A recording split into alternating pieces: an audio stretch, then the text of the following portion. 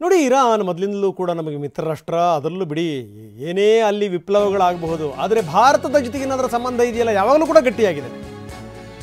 ನಮಗೆ ಈ ರೂಪಾಯಿ ಬೆಲೆನಲ್ಲೇ ಡಾಲರೇ ಕೊಡಬೇಕು ಅಂತ ಇಲ್ಲ.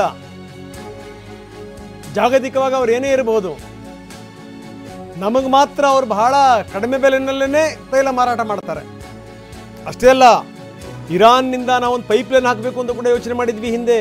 ಈ ಪಾಕಿಸ್ತಾನ ಮಧ್ಯದಲ್ಲಿ ಇದ್ದಿದ್ದರಿಂದ ಅದು ಯಾವುದೂ ಕೂಡ ಆಗಲಿಲ್ಲ, ಪ್ರಶ್ನೆ ಬೇರೆ. ಈಗ ಯುದ್ಧ ಆಗ್ತಿರೋದ್ರಿಂದ ಏನಾಗುತ್ತೆ ಅಂತಂದರೆ ತೈಲ ಬೆಲೆ ವಿಪರೀತ ಜಾಸ್ತಿ ಆಗುತ್ತೆ. ಯಾಕಂದರೆ ಅತ್ಯಂತ ಹೆಚ್ಚು ತೈಲ ಉತ್ಪಾದನೆ ಮಾಡುವಂಥ ರಾಷ್ಟ್ರಗಳಲ್ಲಿ ಇರಾನ್ ಕೂಡ ಒಂದು.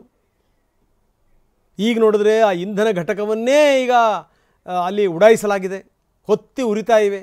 ಇಂಧನ ಘಟಕಗಳಿಗೆ ಏನಾದರೂ ಬೆಂಕಿ ಬಿತ್ತು ಅಂದರೆ ಆರ್ಸನೆ ಅವನು ಗತಿ ಇರಲ್ಲ ಅಲ್ಲಿ, ಅಂಥ ಸ್ಥಿತಿ ಆಗಿಬಿಡುತ್ತೆ.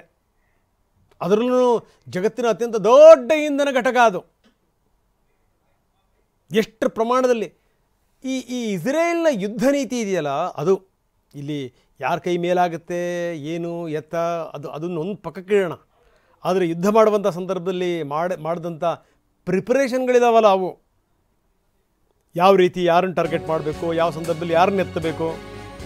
ತೈಲ ಬಾವಿಗಳನ್ನೇ ಸ್ಫೋಟ ಮಾಡಿಬಿಟ್ರೆ ಮುಗಿತಲ್ಲ, ಆದಾಯನೇ ನಿಂತು ಹೋಗುತ್ತೆ. ಯುದ್ಧ ನಿಂತಾದ್ಮೇಲೂ ಕೂಡ ದುಡ್ಡು ಬರಲ್ಲ. 20% ಜಾಸ್ತಿ ಆಗುತ್ತೆ ತೈಲ ಬೆಲೆ. ಬ್ಯಾರಲ್ಗೆ 20% ಜಾಸ್ತಿ ಆಗುತ್ತೆ. ಮುಂದಿನ ವಾರದಷ್ಟೊತ್ತಿಗೆ ಇದರ ಪರಿಣಾಮ ಗೊತ್ತಾಗುತ್ತೆ. ಅಂದರೆ ಕಚ್ಚಾ ತೈಲ ಬೆಲೆಯಲ್ಲಿ ಭಾರೀ ಏರಿಕೆ ಆಗುತ್ತೆ.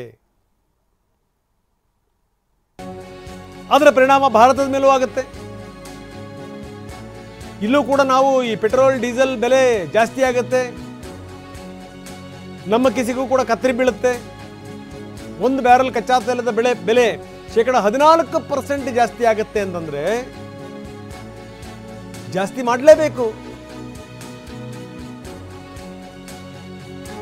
80% ಕಚ್ಚಾ ತೈಲವನ್ನು ಭಾರತ ಆಮದು ಮಾಡಿಕೊಳ್ಳುತ್ತೆ ಇರಾನ್ನಿಂದ.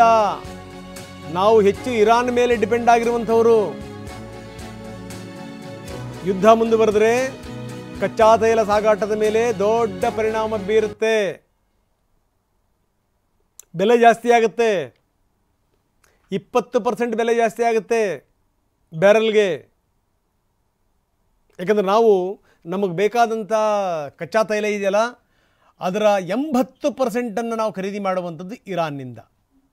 ಹೀಗಾಗಿ ಅದರ ನೇರ ಪರಿಣಾಮ ನಮ್ಮ ಮೇಲೇ. ಹಂಗೆ ನೋಡಿದ್ರೆ ಎರಡೂ ಕೂಡ ಮಿತ್ರ ರಾಷ್ಟ್ರಗಳು ನಮಗೆ. ಹೊರಗಡೆಗೆ ಇಸ್ರೇಲ್ ಕೂಡ ಮಿತ್ರ ರಾಷ್ಟ್ರ, ಇರಾನ್ ಕೂಡ ಮಿತ್ರ ರಾಷ್ಟ್ರ. ಆದರೆ ಅದರ ಆ ಯುದ್ಧದ ನೇರವಾದ ಎಫೆಕ್ಟ್ ತಗಲುವಂಥದ್ದು ನಮಗೆ. ಕಚ್ಚಾ ತೈಲ ಬೆಲೆ ವಿಪರೀತ ಜಾಸ್ತಿ ಆಗುತ್ತೆ, ಅದರ ಪರಿಣಾಮ ನಮ್ಮ ನಿಮ್ಮಗಳ ಮೇಲೂ ಕೂಡ ಆಗುತ್ತೆ, ಅದರಲ್ಲಿ ಯಾವುದೇ ಡೌಟ್ ಇಲ್ಲ.